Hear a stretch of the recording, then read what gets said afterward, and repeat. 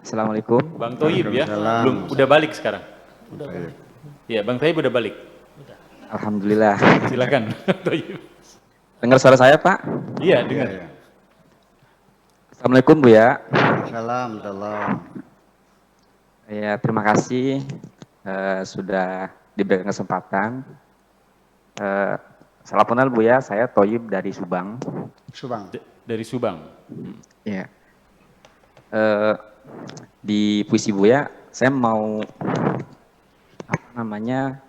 lihat di hal pertama dulu. Ini kan kalau saya baca nih, setelah engkau membangun hubungan cinta dengan seseorang, kemudian ternyata tidak membuat keadaan lebih baik dibandingkan dengan sebelumnya, cobalah engkau pertimbangkan lagi, barangkali engkau telah salah memilih. Nah, kalau saya lihat ini kisah ceritanya itu sebenarnya apa ya? Saya sendiri jujur ada sahabat saya yang mirip-mirip seperti ini, Bu ya. Iya, iya. Cuma maksud saya mungkin bisa jadi kan si lelaki ini sudah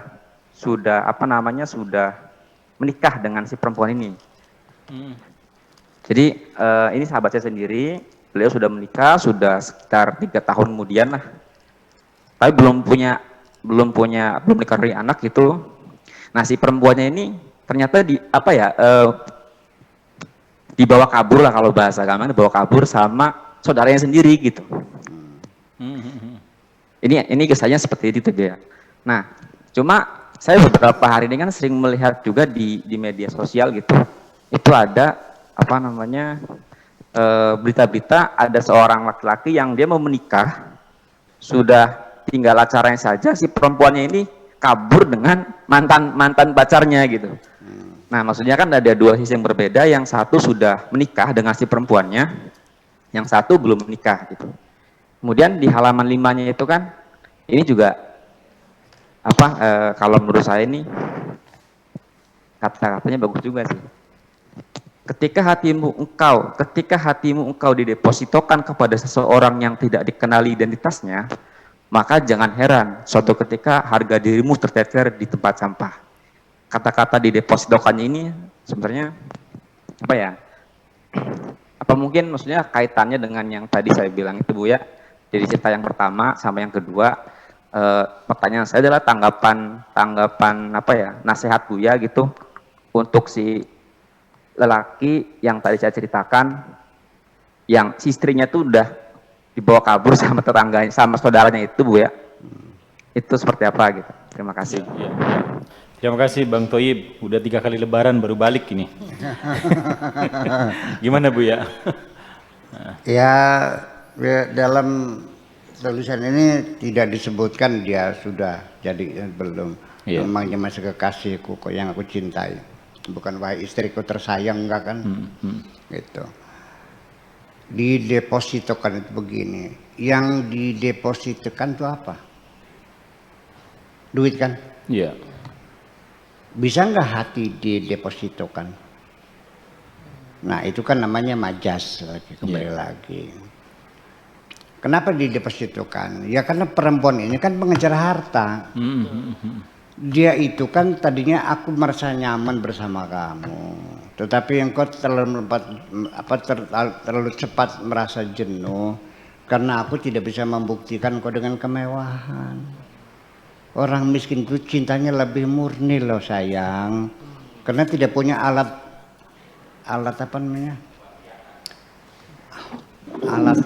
ngolosnya itu merayu selain ketulusan hatinya. Orang miskin kan hatinya tulus, dia tidak punya alat merayu kok, mobil nggak punya segala macam. Memang awalnya kan dia cari materi dengan janji yang muluk-muluk, nanti 2 tahun kerja di Jakarta bisa beli mobil, seperti itu kan, beli rumah segala macam kan. Kalau di sini kerja ngoyos gitu, nyamperin rumput di sawah, mau buat makan aja kurang. Nah, memang materi, jadi salah pilihnya itu apa ya? Karena dia mengharapkan materi sesungguhnya. Setelah dijalaninya dia sengsara kan, menderita, hanya diperalat saja segala macam. Saya kira seperti itu. Baik. Jadi artinya ya yang dipertanyakan kenapa didepositokan itu dipertanyakan tadi dengan didepositkan, apakah Anda terpikir uangnya didepositkan, hatinya, cintanya didepositkan. Kenapa didepositkan? Karena yang didepositkan adalah uang. Dan cinta dia sendiri adalah cinta harta, cinta materi. Makanya wajah sabahnya itu adalah seperti itu. Wajah sabah itu adalah sifat yang dimiliki dua hal yang dipersamakan, kan seperti itu. Nah, artinya bahwa Hasan seperti macan lagi. Nah, Hasannya pemberani, macan juga pemberani. Jadi ada alasan mengapa dipersamakan dengan macan, karena si Hasan ini punya keberanian seperti keberaniannya macan. Yang disamakan itu adalah keberaniannya. Ya kan begitu. Maka kenapa engkau mencintai orang semacam itu? Itu bahasa lurusnya. Kenapa kau depositokan cintamu kepada orang yang belum diketahui identitasnya? Artinya kenapa kamu mencintai orang yang belum jelas. Ya itu. Jadi di situ sebetulnya memberi nuansa khusus bahwa memang cinta materi, namanya perangko ya. Iya. Gitu. Materai ya, cinta materai. Gitu. Ya saya kira seperti itu. Jadi seharusnya ya kita masih bisa cepat menangkap sesuatu yang berbentuk resemblance. Ya. Bahasa Inggrisnya namanya resemblance, itu tasbih ya, perumpamaan dua hal itu. Jadi kalau ada orang yang hitam pekat disamakan dengan silit dangdang gitu. Mukanya kayak silit dangdang, kayak artinya saking hitamnya semacam itu. Nah kalau orang pakai bajunya atasannya merah bawahnya hitam namanya saga. Iya kan gitu. Betul. Jadi diumpamakan seperti itu. Perumpamaan itu adalah membuat kalimat menjadi indah dan mengajak kita berimajinasi. Itu bedanya. Ya, jadi itu memberikan dorongan kita untuk berimajinasi lebih jauh lagi. Tetapi kalau tidak, kita salah pilih wajah sabahnya ketika kiduki seperti macan. Ternyata Anda mengambil wajah sabahnya itu sama-sama punya taringnya gitu. Atau orang yang bulunya lebat kayak macan, bulunya lebat, bisa saja terjadi. Tetapi yang menjadi wajah sabah itu aqrabu ila dhihni, yang mudah masuk ke dalam pikiran kita, itulah wajah sabah yang dimaksud.